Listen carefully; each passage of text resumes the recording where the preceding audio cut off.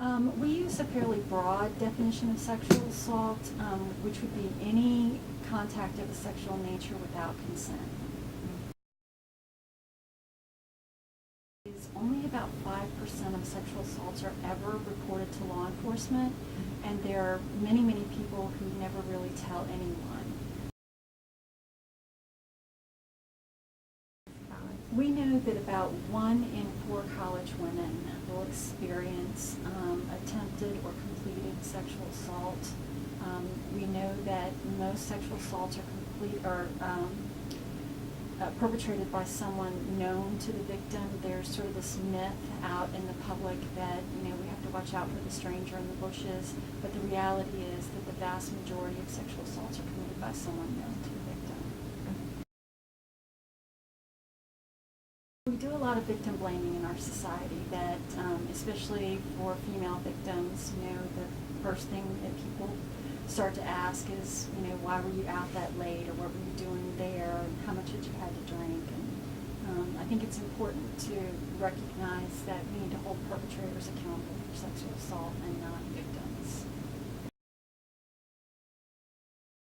I see a lot of sexual assaults that do involve alcohol, and it really is sort of a variety of where they occur.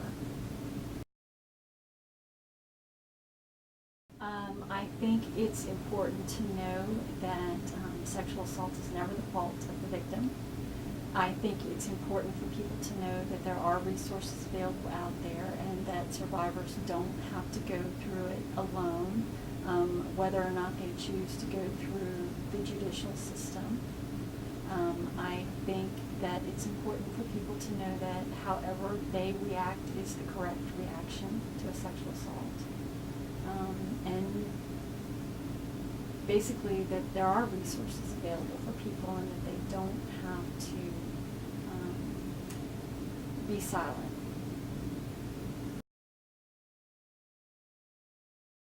True prevention, there's risk reduction and then there's prevention. And risk reduction is what people can do to lower the odds that they will be a victim. True prevention means keeping perpetrators from committing sexual assault. And so there are, one of the newer movements in the field are programs that target specifically men that try to challenge some of the notions that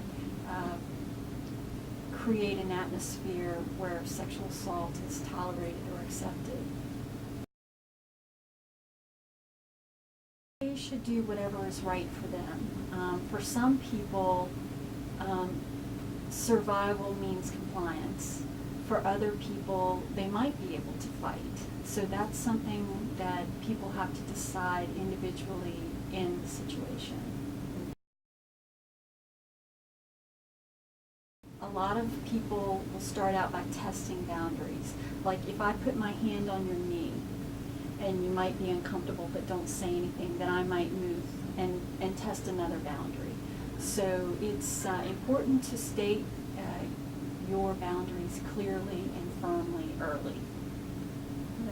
And I would also add, when you talk about red flags, things to look out for, anyone who is trying to sort of feed you alcohol or take you to a secluded location if you don't know that person that well.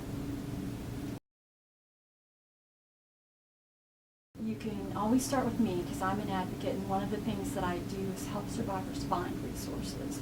So even if they're not available here at the university, I can go out into the community and try to find resources to meet students' needs. But really, wherever you feel comfortable, reach out to a trusted friend, talk to a faculty member, go to the counseling center, talk to BC Police. There's several avenues where you can begin to find resources.